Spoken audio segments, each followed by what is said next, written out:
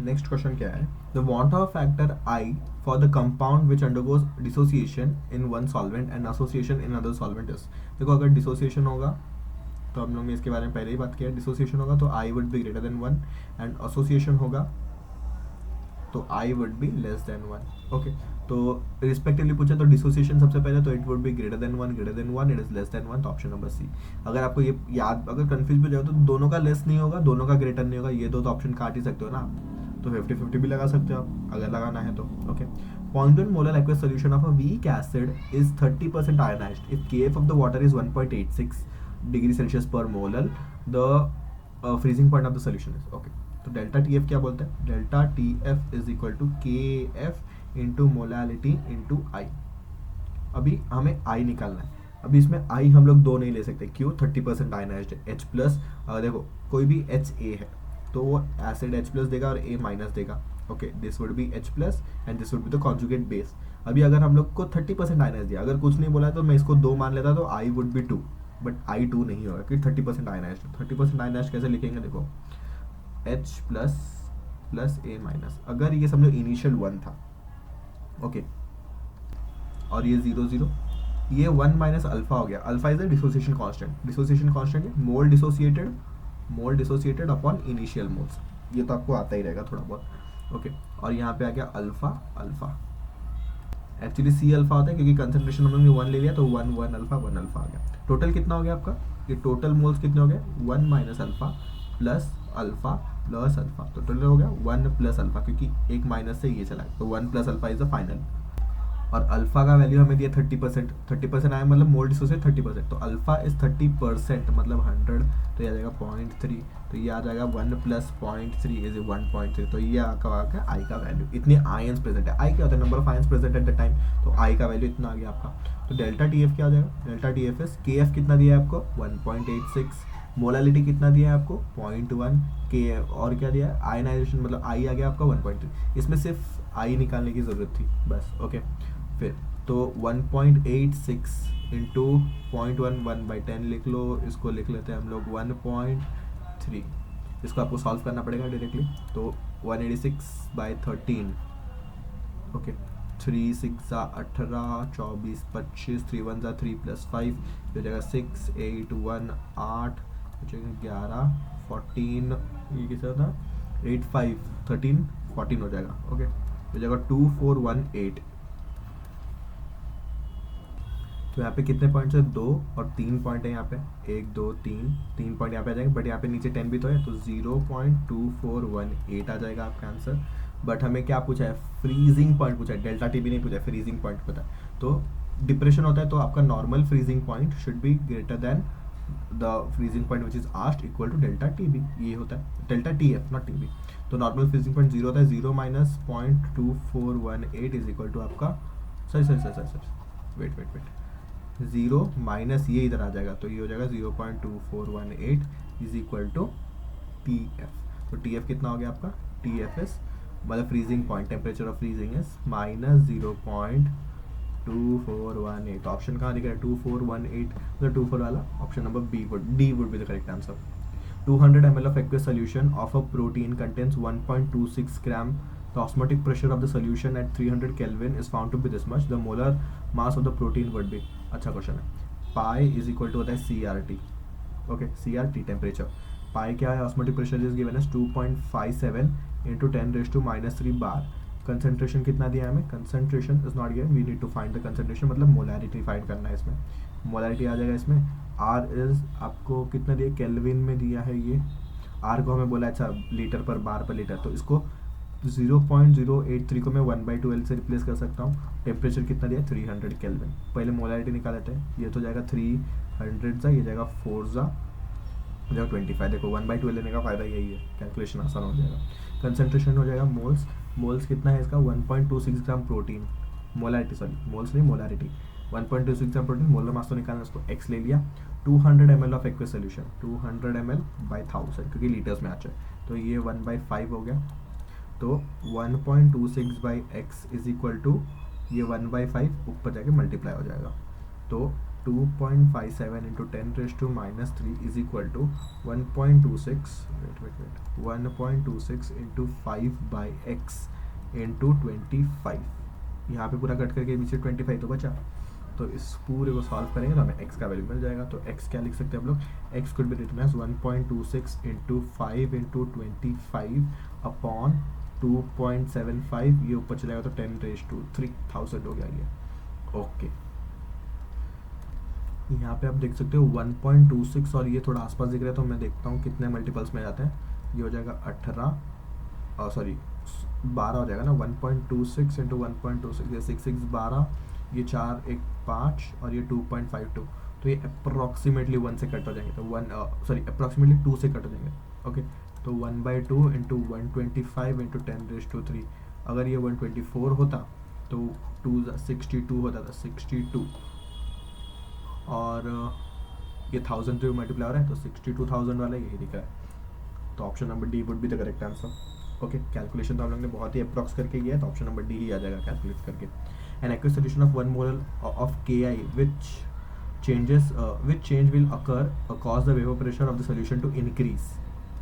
तो हमें क्या दिया है, 1 मोलर सोल्यूशन ऑफ Ki दिया है, तो हमें क्या डालेंगे, मतलब क्या ऐड करेंगे तो हमारा Ki का वेपर प्रेशर वुड इंक्रीज. तो देखो vapour pressure is inversely proportional to I and C, ये याद रखना चाहिए आपको. Vapour pressure is inversely proportional to I and C. अगर कंसंट्रेशन बढ़ा तो वेपर प्रेशर कम हो जाएगा, बट हमें वेपर प्रेशर ज़्यादा करना है तो कंसंट्रेशन कम करना पड़ेगा. उल्टा कंसंट्रेशन कम करने के लिए हम लोग क्या करते हैं, पानी डाल देते हैं. अगर ज़्यादा मीठा हो गया चाय तो उसमें पानी डाल दो, कंसंट्रेशन कम हो गया ना. तो adding of water would increase the vapour pressure. A solution of sucrose 342 मिला है, मतलब मोलर मास है, has been prepared by dissolving this much gram of sucrose in 1000 gram of water. The freezing point of this is, तो molality पहले निकाल. तो molality is 680.5 gram of sucrose divide by 342 upon 1000 ग्राम मतलब 1 kg तो दिया ही है. तो 685 बाय 342 इधर 10 लिख दो. ओके एक जीरो नीचे आ गया. ये मुझे लग रहा है अप्रॉक्सीमेट जाने चाहिए. 342 प्लस 342 ये हो जाएगा 4, ये हो जाएंगे 8, ये हो जाएगा 684. अप्रॉक्सीमेटली 2 काट दो, ये हो जाएगा 1/5 विच इज़ 0.2. तो मोलालिटी 0.2 आ गया. फ्रीजिंग पॉइंट पूछा है अगेन. फ्रीजिंग पॉइंट क्या था, 0 minus freezing point is equal to delta T V which is equal to KF which is given as 1.86 into molality which is 0.2. और कुछ दिया है नहीं, इतना ही. तो फ्रीजिंग पॉइंट कितना है, minus of freezing point is ये, तो 1.86 1.86 ये हो जाएगा 12, ये हो जाएगा 16 17 ये हो जाएगा 3.72 पर इसका भी पॉइंट है तो ये आ जाएगा 0.372 और यहाँ पे माइनस आ जाएगा. तो freezing point is minus of 0.372. Option number D sorry A would be the correct answer. Okay A would be the correct answer. तो हमें अप्रॉक्स करके भी सही आंसर आ गया, एकदम पॉइंट टू पॉइंट मैच हो रहा है आपका. Okay now 42. This much molar aqueous solution of an ionic compound thus freezes at this much temperature. Number of moles of ions which 1 mole of ionic compound produces on being dissolved in water is. मतलब आपको I पूछा है, I क्या है. Okay तो I आप directly ऐसे इसको देख के नहीं निकाल सकते क्योंकि ये मुझे लग रहा है ये आपका कॉम्प्लेक्स मतलब कोऑर्डिनेशन कंपाउंड है. कोऑर्डिनेशन कंपाउंड तो आप डायरेक्टली देख के नहीं बोल सकते क्योंकि हमें कोऑर्डिनेशन स्फीयर दिया ही नहीं है इन लोग ने. अगर कोऑर्डिनेशन स्फीयर और आयनेशन स्फीयर दिया रहता तो हम लोग निकाल सकते थे, but it is not possible of here. तो कोई बेसिक फॉर्मूले से जाना पड़ेगा. तो देखो हमें क्या दिया है, फॉर्मूला क्या होता है. फ्रीजिंग पॉइंट की बात करें तो delta TF would be is equal to molality into KF into I. Okay I निकालना है हमें, तो I को इस साइड रखो, delta TF upon molality into KF. Okay now हमें क्या दिया है, freezes at this much temperature, मतलब माइनस इधर है, ये माइनस वाला ये इधर है. तो फ्रीजिंग पॉइंट दिया है, तो फ्रीजिंग पॉइंट मतलब डेल्टा TF क्या होता है, delta TF is equal to 0 minus freezing point. तो डेल्टा TF क्या आ जाएगा, 0 माइनस माइनस ऑफ माइनस 0.00732, तो हो जाएगा 0.00732 क्योंकि माइनस माइनस प्लस हो गया. तो आपका डेल्टा TF कितना हो जाएगा, 0.00732. मोलालिटी कितना दिया आपको, 0.0020. और आपका KF कितना है आपका, KF इज माइनस 1.86. तो 1.86 आप ले लोगे. ओके अभी आपको आ जाना चाहिए. इधर 4 है, इधर 5 जन है. मैं अगर पॉइंट हटाना चाहूँ तो 732/200 आ जाएगा क्या. ओके फिर ये आ जाएगा 1.86, ये 2 से ये चला गया तो 732/186 इंटू 2. देखते हैं। अगर हम लोग देखेंगे तो मुझे थोड़ा लग रहा है कि 186 फोर सा करके देखते हैं एक बार। ओके, 6 4 ज़ा 2 ज़ा 24, 32 34, 4 1 ज़ा 4, 744। तो 744 इससे थोड़ा बड़ा है, मतलब 3 सा जाएगा ये, 3 पॉइंट कुछ कुछ तो आ जाएगा, और डिवाइड बाई 2 करोगे आप। ओके, पर 144 744 ये थोड़ा आसपास में है क्या? बहुत पास में है। ओके, 6 या 7, मतलब 8 डिजिट का नंबर, 8 डिफरेंस है 8 का। तो यहाँ पे ये अप्रॉक्सीमेटली 4 ज़ा, मतलब 4 जो मल्टीप्लाई अप्रॉक्सीमेटली 4 ज़ा चले जाएगा, और ये 1 ज़ा 2 ज़ा आ जाएगा यहाँ पे। या आप कैलकुलेटर से भी करोगे तो आपको 3.9 के आसपास दिखेगा, क्योंकि बहुत ही पास पास है ये। ओके, तो अप्रॉक्सीमेटली 4 ज़ा चले जाएगा, तो 4 ज़ा ये हो जाएगा 2, अप्रॉक्सीमेटली वुड बी 2। ओके, क्योंकि कोऑर्डिनेशन स्फीयर हमें दिख ही रहा था। ओके, मतलब ये सब के सब कोऑर्डिनेशन स्फीयर में है आपके। मतलब कंपाउंड जो आपको दिया है CO NH3 5 NO2 और Cl, मतलब ये पूरा कोऑर्डिनेशन स्फीयर में है। ये पूरा एक आयनाइज होगा और ये एक आयनाइज होगा। ओके, इसका कोऑर्डिनेशन, इसका ऑक्सीडेशन नंबर +3 रहेगा, क्योंकि 6 दिख रहे हैं मुझे। अगर कोऑर्डिनेशन नंबर 6 है तो ऑक्सीडेशन नंबर उसका हाफ रहता है, या ऑक्सीडेशन नंबर जो रहता है उसका डबल कोऑर्डिनेशन नंबर रहता है। या आप कोऑर्डिनेशन केमिस्ट्री में पढ़ोगे भी। ओके, तो नेक्स्ट देखते हैं अभी। देखो नेक्स्ट क्वेश्चन क्या है। 0.5 molar liquid solution of a weak acid HX is 20% ionized. If Kf of the water is this much Kelvin or kg Kelvin kg per mole, the lowering in freezing point, मतलब delta TF पूछा है क्या? Freezing point नहीं पूछा, तो ये negative आ सकता है क्या? कभी भी नेगेटिव नहीं आएगा ये। आपको lowering in vapour pressure, sorry lowering in freezing point पूछा है तो आपका नेगेटिव नहीं आएगा। अगर फ्रीजिंग पॉइंट पूछा है तो नेगेटिव आ सकता था, तो ये दो तो कट गए। अब देखना है ये आ सकता है या तो उसका डबल आ सकता है, डायरेक्टली दिख रहा है। ओके, चलो देखते हैं डेल्टा TF क्या हो जाएगा। Delta TF is KF into आपका मोलालिटी। KF कितना है आपका? 1.86। फिर आपका 0.5 मोलर है, क्या 0.5 डाल दोगे क्या? नहीं, 0.5 सॉरी 0.5 तो डालेगा, बट आई फैक्टर क्या है? HX is 20% ionised. अगर स्ट्रॉन्ग एसिड रहता तो मैं डायरेक्टली 2 लिख लेता क्या? ओके, अगर वीक एसिड है तो कैसे लिखते हैं इसका? मैंने पिछले साल बोल रहा हूँ, मतलब पिछले एक सेशन में बताया था, कि इसी में बताया था शायद, 20% आयनाइज्ड 30, हाँ देखो इसी में बताया कि 30% आयनाइज्ड है। तो कैसे करना है इसको? सेम उसी की तरह देखते हैं। HX एक एसिड है तो क्या देगा वो? H प्लस और H प्लस दे देगा और X माइनस दे देगा। तो क्या होगा? इसका समझो कंसंट्रेशन 1 है, इसका 0 0 है, ये 1 माइनस 1 अल्फा होता है, 1 अल्फा 1 अल्फा। ओके, नाउ हमें कंसंट्रेशन दिया कितना है वैसे? 20% आयनाइज्ड। अल्फा कितना दिया हमें? 20%, तो 20/100 it is this, it is 0.2। तो इसको पहले पूरा ऐड कर लो, तो इतने नंबर ऑफ आयंस हो जाएंगे। तो 1 minus alpha plus alpha plus alpha, तो इससे ये गया, तो 1 प्लस अल्फा, अल्फा का वैल्यू क्या है? 1 प्लस 0.2, इट इज़ 1.2।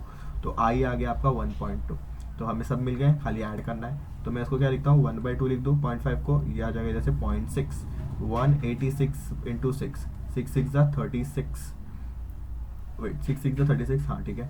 फिर 6 8 ज़ा 48, 48 प्लस 3 51, 6 1 ज़ा 6 प्लस 5, 6 1 ज़ा 6 प्लस 5 11, तो 1116। कितने पॉइंट्स है? 2 और एक इसका 1, तो 3, 1.116। अगर मैं इसको अप्रॉक्सीमेट करना चाहूँ तो इसको हटाऊंगा तो क्या हो जाएगा? 1.12 हो जाएगा। क्या तो दिख रहा है मुझे? Option number B is correct. Okay, during osmosis, flow of water through semi-permeable membrane is from both side of semi-permeable membrane with equal flow rates, from both side of semi-permeable membrane with unequal flow rates, from solution of low concentration only, from solution of higher concentration only।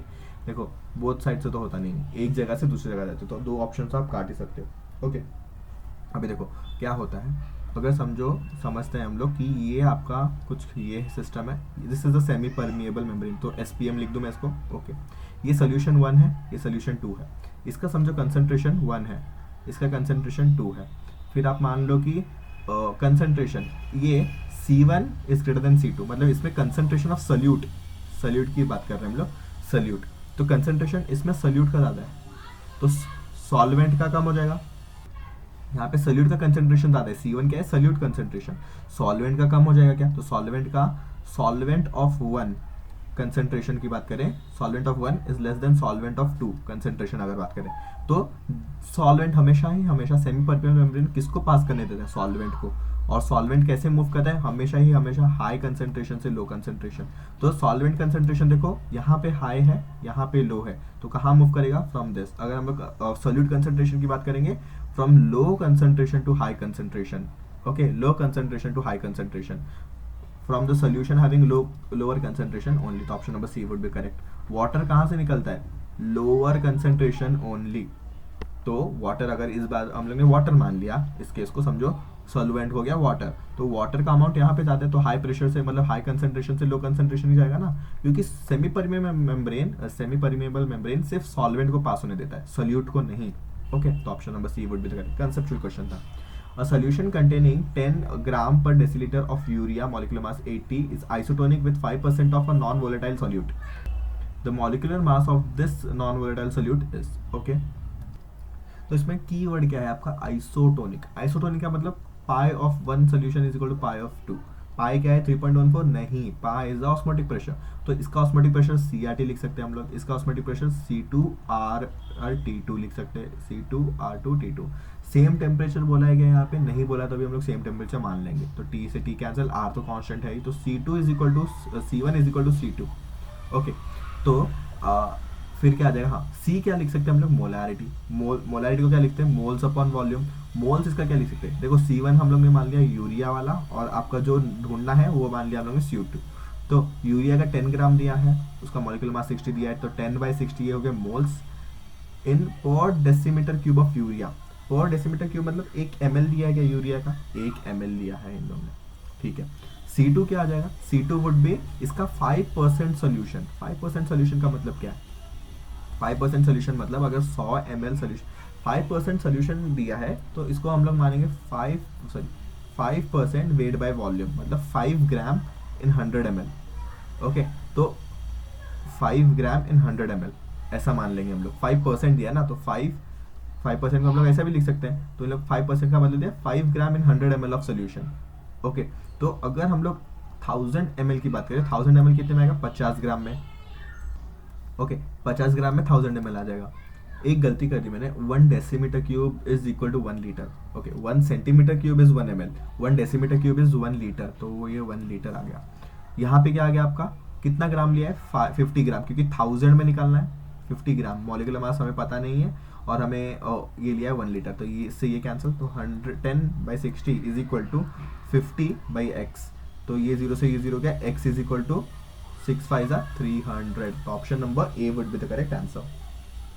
Okay, 1 gram of a non-electrolyte solute, molecular mass 250, was dissolved in 51.2 gram of benzene. If the freezing point depression constant Kf, अच्छा, freezing point depression constant Kf of the benzene is this much, the freezing point of benzene will be lowered by, मतलब कितने से lower होगा, मतलब delta ही निकालना है आपको। Okay, lowered bye पूछा है, द फ्रीजिंग पॉइंट नहीं पूछा है, लोवर्ड बाय पूछा, मतलब डेल्टा निकालना है आपको। डेल्टा टी बी क्या फॉर्मूला है, हाँ, डेल्टा टी एफ इज आपका Kf इंटू मोलालिटी। Kf कितना दिया है आपको, Kf इज गिवन बाय 5.12 और ये 50.12। देखो कुछ दिख रहा है सेम, यस, तो कैंसिल होने वाला है ये। ओके, क्वेश्चन का आसान बनाने के लिए ही दिया है बस। तो ये हो गया आपका। मोलालिटी क्या हो जाएगा, मोल्स, कितने moles, moles is 1 gram by 250 का मॉलिक्यूलर मास, ये हो गया मोल्स। मास कितना हो जाएगा, was dissolved in this much gram of benzene, तो बेंजीन का मास क्या हो जाएगा, दिस मच ग्राम है, तो 1000 से डिवाइड कर दो, तो देखो 5.12, ये 250 नीचे आ गया, ये 15.1 इधर ही है, और ये 1000 ऊपर चला गया। बहुत ही आसान करके दिए गए इन लोग ने। देखो मैं यहाँ से पॉइंट हटाऊँ, यहाँ से पॉइंट हटाऊँ, यहाँ एक 0 एक्स्ट्रा आ जाएगा, ये इससे कट, ये 2 0 इससे कट हो जाएंगे, ये 10/25 आ जाएगा, 5 2 5 5 2.5 इज 0.4। तो option number C would be the correct answer. यार बहुत ही अच्छा सा, मतलब कैलकुलेशन, खाली आपको कंसेप्ट इन लोग ने पूछा है, कैलकुलेशन के बारे में इन लोग ने, मतलब इन लोग ये नीट वाला आपको कैलकुलेशन चेक नहीं करना चाहता इस क्वेश्चन से, आपको सिर्फ कंसेप्ट है, कंसेप्ट की ये आ सकता है कि आता है कि आपको देखो कैलकुलेशन कितना आसान करके दिया, ये इसका मल्टीपल है, ये दोनों तो सेम ही है, बहुत ही आसान करके दिया। Option number C would be the correct answer. A solution of urea this much molecular mass boils at this much temperature at atmospheric pressure. If Kf and Kb of water are this and this respectively, the above solution will freeze at, freeze के लिए देखो इसमें दोनों Kf Kb दिया, but Kb से हमें कुछ काम नहीं है, तो ये वाला सोल्यूशन, ये वाला पॉइंट हमें कुछ चाहिए नहीं। इट विल फ्रीज मतलब फ्रीजिंग पॉइंट पूछा है, फ्रीजिंग पॉइंट क्या होता है, 0 माइनस आपका freezing point would be equal to delta T F is delta T F would be equal to K F into molality. Okay, तो 0 minus freezing point would be K F कितना दिया है आपको 1.86 जो कि के एफ ये वाला है इनटू आपको मोलैलिटी. ओके, मुझे अभी समझा क्योंकि मोलैलिटी इन लोगों ने दिया नहीं है, तो के बी हमें इसीलिए दिया ताकि हम लोग उसका मोलैलिटी निकाल सके. ओके, तो मोलैलिटी कैसे निकालेंगे हम लोग. So delta T B is what K B into molality. तो molality would be delta T B upon K B. तो इसको यहाँ पे उठा के रख दो. तो minus freezing point would be 1.86 into delta T B कितना है आपका. Delta T B is wait, इन लोग ने बॉइलिंग पॉइंट दे रखा है. तो डेल्टा टी बी क्या होता है. Delta T B is boiling point minus आपका normal boiling point which is 0.18. तो delta T B is 0.18 upon K B is given as 0.512. It is 0.512. Okay, तो ये हो गया फ्रीजिंग पॉइंट आपका. तो इसको सॉल्व करोगे तो आपका आंसर आ जाएगा क्या. तो देखते हैं 186 और इसको मैं 18 लिख दूँ तो कितने पॉइंट शिफ्ट किए हमने. 4 पॉइंट शिफ्ट किए. यहाँ पे 3 होने वाला है तो यहाँ पे एक 10 आ जाएगा. ये 186 हो गया. ओके, नाउ अगर हम लोग इसको और इसको देखेंगे तो ये अप्रॉक्सीमेटली 2.7 मतलब 3 मान सकते हैं क्या. इसको 3 मान सकते हैं. तो ये 3 से डिवाइड हो जाएगा. तो अगर इसको हम लोग 3 से अप्रॉक्सीमेटली करेंगे तो 6. तो 6 बाई इज 0.6 वाला आंसर है क्या कोई आसपास. अगर नहीं मिल रहा है तो आपको फिर वापस कैलकुलेट करना, मतलब अप्रॉक्सीमेशन नहीं करना पड़ेगा. तो माइनस के साथ एक ही 0.6 वाला option number B would be the correct answer. Okay, camphor is often used in molecular mass determination because it is readily available. It has a very high cryoscopic constant. It is volatile.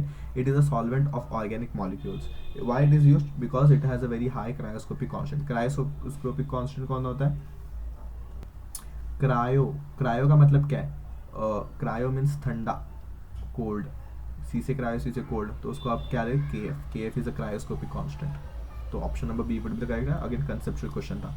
A solution containing non-volatile solute of molecular mass M2, which of the following can be used to calculate the molecular mass of solute in terms of osmotic pressure. Osmotic pressure से अगर हमें molecular mass निकालना है तो क्या use कर सकते हैं. हमें फॉर्मूला डिराइव करना है. ओके, सॉल्व नहीं करना है, सिर्फ फॉर्मूला डिराइव करना है. तो लेट्स सी, अगर हम पाई के वजह से लेके आएंगे, pi is equal to C R T. ये सी क्या होता है, मोलैरिटी होता है. तो पाई को लिख दो मोल्स अपॉन, आपका आ जाएगा moles upon molecular mass x जो निकालना है अपॉन आपका volume in litre into R into T. तो हमें x चाहिए, तो x को मैं यहाँ पे लिख लूँ, तो x को यहाँ पे ले लो. तो मोल अपॉन v आ जाएगा और नीचे आ जाएगा पाई आर टी. ओके, थोड़ा सा मैंने से गलत फॉर्मूला लगा दिया. ओके, क्योंकि मोल के नीचे क्या ही आएगा, वो होता है मास अपॉन मोलर मास ना. तो मोल के ऊपर नहीं आएगा. ये कंसंट्रेशन क्या होता है, मोलैरिटी. तो ये हो जाएगा mass upon molar mass. Molar mass को ये x ले लिया हम लोग. तो pi is equal to mass upon molar mass को मैं x ले लेता हूँ इंटू वी और ये आर टी. तो फिर ये x को इधर लेके जाओ, x आ जाएगा mass R T upon pi V. v नीचे दिख रहा है, v नीचे दिख रहा है, पाई नीचे, पाई और v एक ही में नीचे दिख रहे हैं. तो option number B would be the correct answer. Okay, next is which of the following colligative property can provide molar mass of proteins or polymers or colloids with greatest precision. Osmotic pressure, elevation, depression, relative constant. हम लोग देखो किसी भी चीज़ के लिए osmotic pressure लेते हैं. osmotic pressure ही हम लोग यूज़ करते हैं to determine the आपका colligative, मतलब वही colligative property यूज़ करते हैं to determine the molar mass. Okay, ये आप याद रख सकते हो. अच्छा क्वेश्चन है ये, कंसेप्चुअल है क्या. तो यहाँ तक देखते हैं, फिर नेक्स्ट करेंगे आगे.